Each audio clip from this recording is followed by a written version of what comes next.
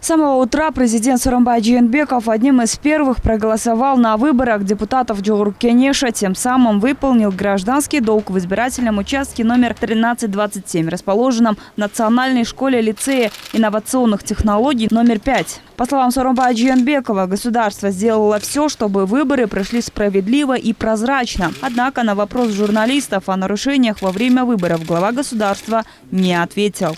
И эти выборы прошли в очень сильной политической конкуренции. Вам, журналистам, большое спасибо. В этом тоже ваша заслуга. Вы объективно, всесторонне освещали эти выборы. И благодаря вам, нашим журналистам, благодаря вам, уважаемые журналисты, мы все убедились, что в Кыргызстане, в нашей стране, есть сильное гражданское общество и неограниченная свобода слова. Свой гражданский долг пришел выполнить и лидер партии Мекенчиль Камчык Ташиев на избирательный участок номер 1104, расположенном в Кыргызской государственной медицинской академии имени Исы Ахунбаева. Кандидат в депутаты пришел проголосовать с маленькой дочерью.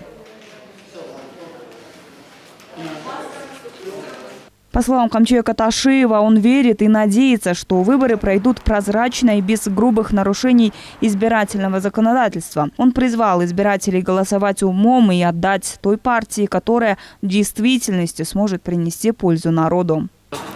Мы надеемся, что наш народ проголосует, слушая свое сердце и совесть. Мы не считаем, что все граждане Кыргызстана продают свой голос. Сейчас я проголосовал и не заметил особых нарушений. Вроде большой очереди нет, люди стоят, ждут своего времени. Но мы уже слышали, что в Ошской области, в городе Ош, происходят нарушения. Между тем, лидер партии «Бүтін Кыргызстан» Адахан Мадумаров проголосовал на избирательном участке, расположенном в здании Бишкекского колледжа архитектуры и менеджмента в строительстве. На участок он пришел с двумя сыновьями. После того, как Мадумарову дали бюллетень, он сделал замечание членам избирательной комиссии и наблюдателям. Также он высказал недовольство квартальной данного района, которая была в здании. Он вопрошал, что она делает в избирательном участке. А какое вы имеете отношение здесь? Вы квартальная. Так вот, выполняйте свои обязанности. Стыдно. Что за надзиратель тут? Я же вижу, что вы контролируете здесь. Говорите, уходи. Вот из-за таких людей у нас в стране проходят незаконные выборы. Вот видите, там люди стоят в 1,5 метра от избирателя. Это что такое вообще? Как после этого верить в прозрачность проведенных выборов? Выполнил свой долг и проголосовал в избирательном участке номер 1216, находящийся в школе-гимназии номер 70, бывший лидер партии «Республика» Омирбек Бабанов. На выборы Бабанов пришел вместе с супругой Ритой Бабановой и сыном Нуремиром.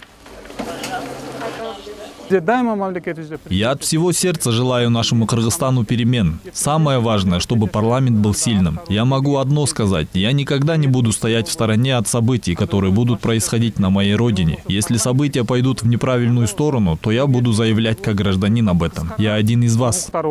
Интересный казус произошел и с политиком Омирбеком Текебаевым. Придя на участок, дабы исполнить свой долг, бывший лидер партии Атамекен понял, что забыл дома паспорт.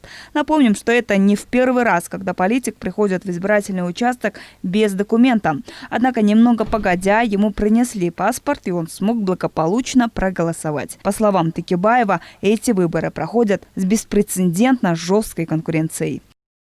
Айдаматбекова, Алтынбек Саакиев, Нью ТВ.